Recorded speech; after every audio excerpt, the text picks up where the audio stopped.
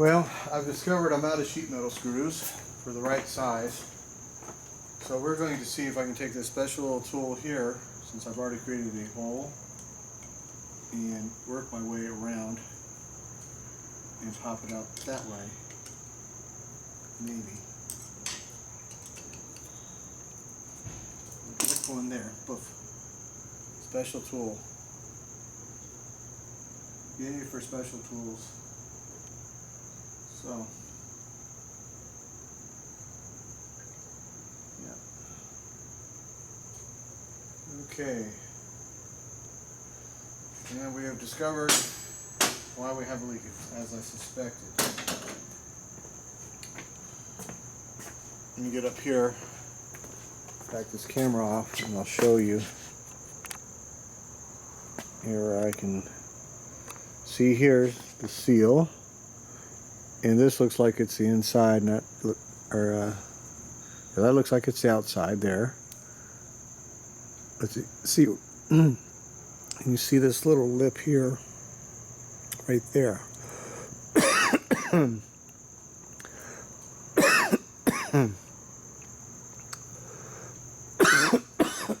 Excuse me. Well, this is destroyed.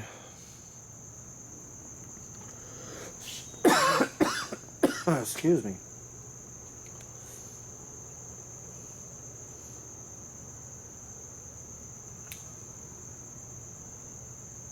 No, I could just be reading this wrong. I think I am because of the light. Anyhow, the lip has to face inside. So we'll show you on a good seal. There's not too much left of that. But without the seal puller, even though it didn't pull all the way, I never got it out without fucking it up. Use a special lip tool to get in there. Got all kinds of specialty tools in the shop. We did not touch the outside of the case. That's the important thing. We did not fuck this up. And I can get in here, I can feel it's uneven because somebody got in here with a screwdriver. So, we're going to pull this little race out. And what you have to do is feel this. If there's a line here, this is no good. This one's fine. So let me put a new one in. If that has a line in it, you got a problem.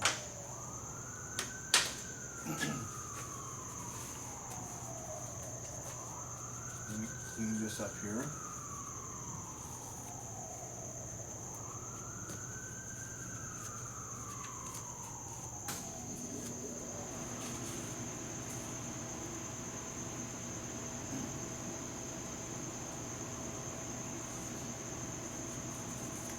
Bring the camera over. For those of you who are unfamiliar with this, which I assume are the people watching this video, see what's going on.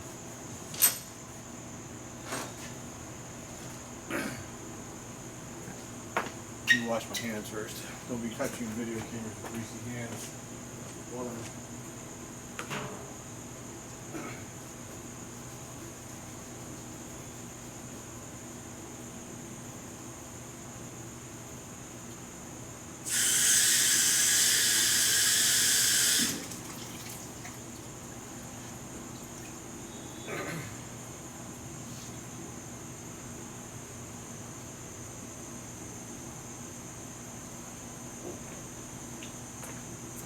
So, the late model 4-speeds have what's called Torrington bearings. They're a sealed bearing kit and runs in oil.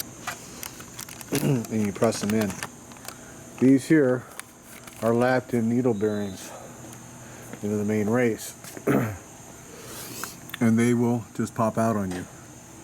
They're loose. See?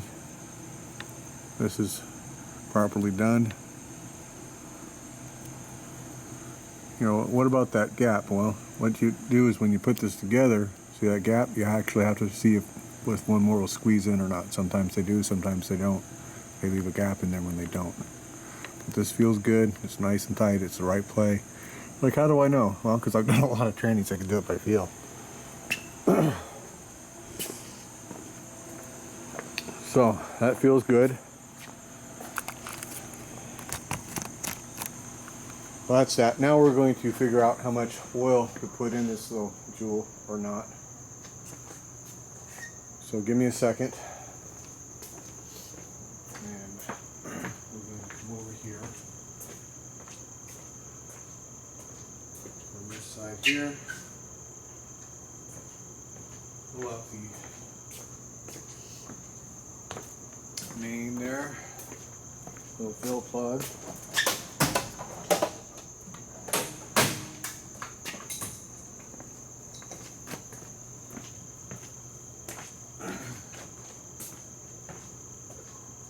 Now, this bike here is built in such a way where I cannot physically see into the training fill. The later fill kicker covers, this has a thinned one, I don't know if you caught it or not, has a little plug in it, which if the bike was a normal bike, you could know where your fill is. This type of bike, I'm going to bring the camera over and show you here. If we had a normal big twin with a normal rake, the transmission would actually sit flat. And I put training oil in to the bottom of my threads here, which I can physically feel right there. But you can see how unflat that transmission sits because the whole frame again is bowed. But I can't physically look in here and see what the hell's going on, so I have to use a screwdriver for a dipstick, which doesn't tell me very much. So we want to know where the transmission oil level is, so we're going to fill it up, put some 90 weight in here, and overfill it a little bit and let it drip out through these bearings and into our fill pan. When it stops dripping, we're going to come back tomorrow. It'll be done dripping. 90 weight's pretty thick. And then, okay, now we know where our oil level is. We want it at the very bottom here of those bearings, and that's our oil level.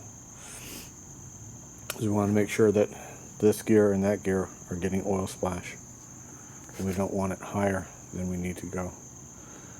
So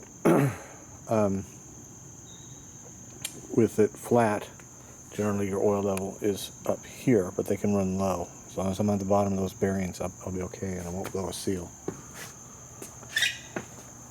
So key thing is this: you know your training's good if it's shifting good. You know you got oil in it, or you got enough. So sorry about the finger. I got a bunch of oil in my hand again. So we're going to put our little magic drip pan here. All these nuts and bolts are oily and greasy anyway, so just leave them in our little drip pan. Stick that under there. And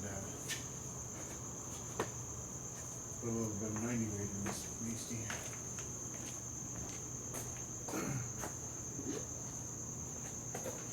Which we have to have here.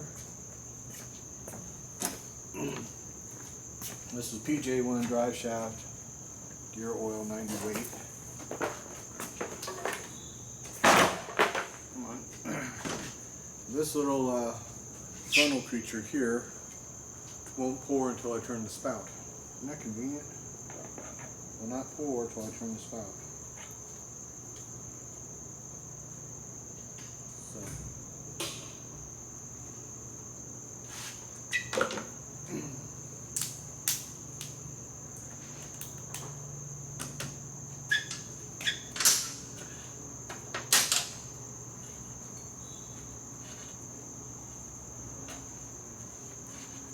What I just did was check all my studs and make sure I'm not leaking out of the stud, because I want to pour out the bead, not out of the stud. Once you loosen everything up, sometimes it does things that you don't want it to do. I did not rebuild this transmission or this motorcycle.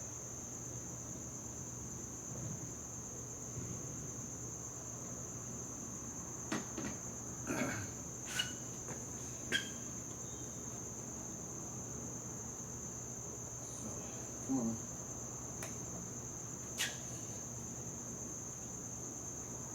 Turn not that way.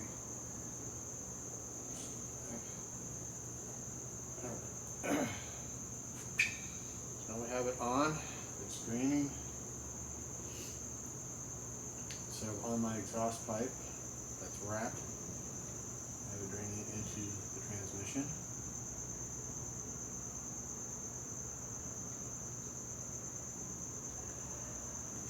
And we'll go ahead and put a little more in. Again, I don't know how much is in here. I just know how much I'm putting in. And that's half a quart, which is full if it's empty. I'm going to overfill it so it can drip to the proper level.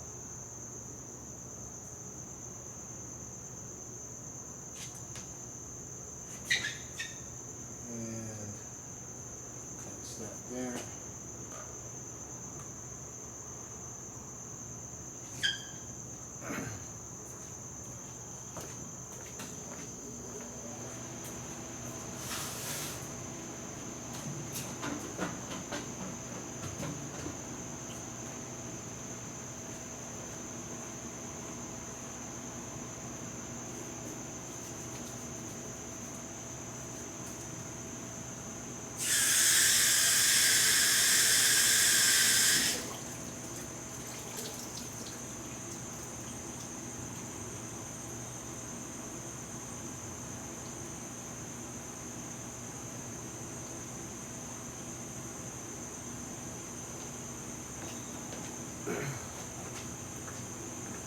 Okay.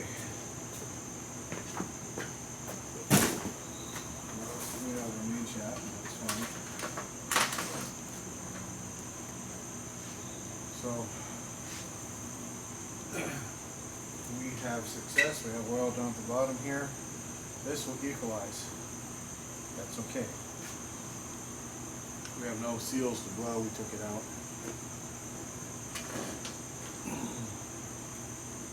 Now, when I pulled out the adjustment rod, it was bone dry. So it's a real good thing we're doing this here. It should be put together with oil when we assemble it. There's a seal here at the end of this nut for a reason. Keep the oil out of your clutch. So that's that. We're gonna let it drip dry. We're gonna clean everything up tomorrow. When everything's clean and ready, then we'll turn this thing back on. Put away unnecessary tools, that sort of stuff. And we'll break out a new seal and put that in properly. So again, the puller was successful, even though it was unsuccessful because it allowed me to get another tool in here and flip it out without fucking up the case. That's the key thing. Don't ever go like this up against the case. That's the no-no. As long as you don't do that, you're okay. There's a lot of ways to skin a cat. Take out a transmission seal. So it can be a homemade tool, it can be whatever, as long as you don't put any pressure on the actual tranny case. That's the no-no, okay? So that's 90 weight. Tomorrow it'll be ready for us. So I guess we're going to make 4 parts of this video. Who knows, maybe 5. So we'll see you guys later. Bye-bye.